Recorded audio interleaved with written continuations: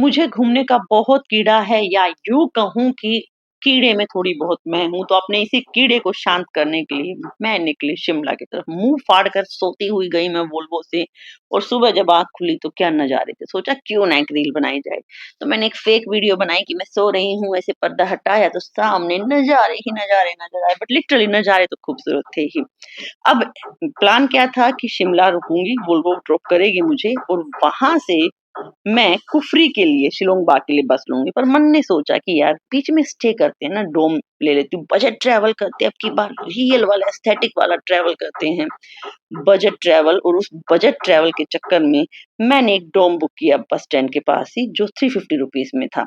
मेरी बस ने मुझे वोल्वो से उतारा और वहाँ से सीढ़ियाँ चढ़ते हुए मुझे 10 या 15 मिनट का ट्रैक करते हुए जाना था अपने डोम की तरफ, जो ऊपर था टूटी-कंडी की तरफ। तो मैं तो अब अपनी लाइफ का कबाड़ा अच्छे से कर चुकी थी। हर जगह मुझे कबाड़ा करने में पीएचडी मिली हुई है, बचपन से कबाड़ा कर रही हूँ। ये वीडियो के डायलॉग अलग हैं। इसमें मैंने थोड़ा-सा एस्थेटिक लुक की तरह बैकपैक लेकर आई हूँ, मैं ट्रैवलर हूँ, सोलो ट्रैवलर और एक सिंगल बैकपैक लेकर घूम रही हूँ, बजट ट्रैवलिंग वाले डायलॉग्स मैंने मारे हुए हैं। पर हकीकत ये थी कि मैं मेरी लाइफ का इतने बढ़िया तरीके से कबाड़ा कर चुकी थी कि चाहे मेरा बचपन हो, चाहे मेरी जवानी हो, चाहे मेरा करियर हो, मैं सब डुबो चुकी थी। और इस ट्रैवल में भी, इस ट्रैक की भी मैं एस्टेसी करने वाली हूँ। जो 15 मिनट का मेरा ट्रैक था, वो मेरे लिए बहुत भयंकर भारी पड़ने वाला था। तो वीडियोज़ बनाई तभी मुझे दिखाई दिया एक जबरू कुत्ता, जो मुझे लगा कि शायद शेर बनना चाह रहा था, पर पढ़ाई के प्रेशर में या किसी और चीज़ के प्रेशर में ये कुत्ता ही रह गया।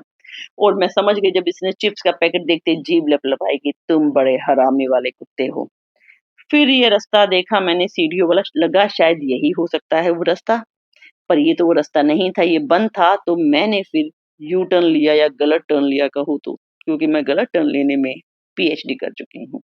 ये गलत टर्न लिया और मैं इस रास्ते की तरफ मुड़ गई जो सीधा स्वर्ग की तरफ जा रहा था। स्वर्ग, समझ सकते हो? ओपन क्रॉक्स पहनकर मैंने इस खड़ी चढ़ाई से स्वर्ग की तरफ मैं गई हूँ। जहाँ उन्होंने कहा, मैंने उन्हें फ़ोन किया होटल वाले को, भैया मैंने ये वाला रास्ता ले लिया है। कोई बात नहीं दीदी, आप आओ, 20-25 मिनट में पहुँच जाओगे, अच्छा रास्ता है। उनके इस आश्वासन के बाद मैं चढ़ी, चली। थोड़े से फ़ोटोज़ क्लिक किए जब थक रही थी, वीडियोज़ बनाए, थोड़े से बढ़िया वाले पोज़ मारे और मैं अपनी एनर्जी को हाई करते हुए कि यो ट्रैवलिंग, ट्रैवलिंग, ट्रैवलिंग ऐसे करती हुई मैं आगे चलने लगी। बट रियलिटी ये थी कि मेरी ऐसी-तैसी होनी शुरू हो गई थी। खड़ी चढ़ाई, ओपन क्रॉक्स, पानी खत्म हो गया था। उस कुत्ते की तरह मेरी भी जीभ बाहर आ रही थी। लिटरली मुझे वो कुत्ता याद आया कि यार हाँ, कैसे जीभ बाहर आती है। थोड़ी-सी तो ऐसी-तैसी हुई, फिर मैंने उसे फिर फ़ोन किया तो बोली, "दीदी आते जाओ ऊपर, ज़्यादा दूर नहीं जाना है, बस पहुँच जाओगे।" कोई बंदा नहीं था, किससे पूछूँ? आपने ट्राइपॉड का ही सही इस्तेमाल किया, स्टे पे मैंने जगह-जगह पिक्स क्लिक किए और कुछ करने को था नहीं। नज़ारे देखे, नज़ारे लिटरली जन्नत जैसे थे। खूबसूरत वादियाँ इतनी शांत थी कि भूतिया रास्ता लग रहा था मुझे तो। कोई नहीं था, कोई भी नहीं था यहाँ पर और घर बने हुए, मुझे लगा इनमें कोई रहता भी है और फिर मुझे अपने जैसा एक पेड़ दिखाई दिया जो कहीं से भी फैल रहा है। जैसे मैं अदरक की तरह कहीं भी फैल रही हूँ, वैसे ही ये पेड़ भी सब जगह फैल रहा था, तो बड़ा अच्छा लगा कि कोई तो मेरी तरह है जो फैलने में विश्वास रखता है। और उसके बाद मैंने फिर से नज़ारे देखे, खूबसूरत नज़ारे और धीरे-धीरे अपने उस भारी भरकम शरीर को खींचकर ऊपर की तरफ लेकर आने का ट्राई किया, जिसमें मेरी ऐसी-तैसी हुई और मेरी आत्मा मेरे शरीर को छोड़कर पहले ही डोम पर पहुँच गई और वहाँ रेस्ट करने लगी। उसने कहा कि चलो भाई, तुम्हारा मोटापा, तुम्हारे गोलगप्पे खाए हुए, तुम्हारे जो पाप है वो आ गया है। मैं फाइनली डोम में पहुँची और मैं ज़ूम करके दिखाती हूँ, ये 2 हरामखोर होटल के ओनर जिन्होंने मुझे कहा था कि दीदी पहुँच जाओगे, बहुत दूर नहीं है। ये नहीं कहा कि गलत रास्ता ले लिया है, वापस जाकर सही रास्ता लो। पर ऊपर जाकर ए1 शांति थी, इतना बढ़िया सामने मंदिर था। मैं थकी-हारी किसी तरह से फर्स्ट फ्लोर पहुँची। मैंने कहा भैया मुझे रेस्ट करने को दे दो प्लीज़। ये वहाँ पर उन्होंने वाई-फाई, टैक्सी वाले के, बाइक रेंट सबके नंबर डाले हुए थे। बगल में कैंटीन वाले का नंबर भी उन्होंने दिया हुआ था। साफ-सुथरा हॉस्टल था और फीमेल्स के अलग अलग से डोम बनाया हुआ था इन्होंने, अलग से एरिया था, तो उन्होंने भैया ने मुझे दिखाया, लेकिन यहाँ भी किस्मत ने मेरी ऐसी-तैसी की और लगभग सारा फुल था, सिवाय एक सीट के। भैया ने चेक किया सब जगह, कह रहे नहीं, नहीं, नहीं सब जगह फुल है। फिर उन्होंने मुझे ऊपर वाला डोम जो सबसे पहले घुसते ही था, वो वाला मुझे केबिन उन्होंने दिया और अपने शरीर के साथ ऊपर चढ़ के रेस्ट करना मुझे बहुत भारी पड़ रहा था। फिर वॉशरूम वगैरह मैंने यूज़ किया, देखा तो पानी-वानी सारी फैसिलिटीज़ के अंदर थी। फिर मैंने अपने आप को समझाया कि कुछ देर तो कमर सीधी कर, फिर मैं बैठी, फैन, लाइट, मतलब एक छोटे से पैकेट में सब डाल रखा था। यार ऐसे रहना चाहिए। मुझे अच्छा लगा, ऐसे रहना चाहिए हम लोगों की। यार इतनी लाइफ है, बस ना सफाई करनी, ना झाड़ू पोछा मारना, ना कुछ करना। और फिर मैंने सोचा कि यार सोती तो सब जगह है, चल रेडी होकर आस-पास वादियाँ देखती हूँ। तो मैं रेडी होने के बाद नज़ारे देखने गई। सामने माता का मंदिर था, उसके ऊपर बंदर मुझे दिखाई दिए। बंदरों का पूरा-पूरा ग्रुप मुझे दिखाई दिया और इतनी शांति थी, दूर-दूर तक मुझे बंदे नहीं दिख रहे थे। आप देखिए वीडियो के अंदर भी। बगल में कैंटीन थी, मैंने बढ़िया पराठे खाए और फिर चश्मे-वश्मे लगाकर कुछ बढ़िया सी फ़ोटो-वोटो क्लिक की, एक आध छोटी-मोटी रील बनाई, चलने की, घूमने की वीडियो बनाई और फिर थोड़े-से ट्रैवल व्लॉग बनाने का मैंने ट्राई किया। पूरे टशन में थी क्योंकि ठंडा मौसम था, गर्मी जा चुकी थी, एनर्जी आ चुकी थी, कैसे यहाँ पहुँची हूँ वो भूल चुकी थी और बस अब इन नज़ारों को एन्जॉय कर रही थी। ₹350 में मेरे लिए बहुत वर्थ इट था ये वाला हॉस्टल। ₹350 में मैंने यहाँ पे थोड़ा-सा रेस्ट किया, नहाई-धोई, रेडी हुई और फिर खाना खाकर मैंने हॉस्टल को कहा बाय-बाय। हालाँकि मैं फुल डे के लिए ले सकती थी, लेकिन मुझे तो यहाँ पर रुकना ही नहीं था, मुझे जाना था आगे क्योंकि मैं हूँ रास्ते में मुसाफिर। और फिर मैंने सोचा जाते-जाते एक तो अपनी इस मस्ती वाली येलो ड्रेस में घूमने की वीडियो बना ही लूँ टॉप पे। और फिर मैंने अपने ट्राइपॉड से 1-2 वीडियो शूट की और क्या मस्त वाली फ़ोटो आई, ये देखकर तो सनकिस्ड फ़ोटो देखकर तो मुझे खुद को लगा कि यार कसम से बहुत बढ़िया लग रही हो। चश्मे भी मैंने पूरी तरह से यूज़ किए और फिर जब उसने मुझे बताया कि दीदी सामने से उतरना है सीढ़ियाँ, इतना आसान रास्ता था, बहुत गुस्सा आया मुझे। और फिर मैंने सामने नोटिस किया कि यार कुछ बंदरों का ग्रुप चल रहा था। फिर भी जाते-जाते मैंने कैंटीन वाले भैया से एक फ़ोटो क्लिक करवा ही ली और बंदर जो थे वो ताल से ताल मिलाकर शायद मुझे लग रहा है 15 अगस्त की तैयारी कर रहे थे। ये देखिए स्टेप बाय स्टेप बढ़िया मिल रहे हैं इनके स्टेप।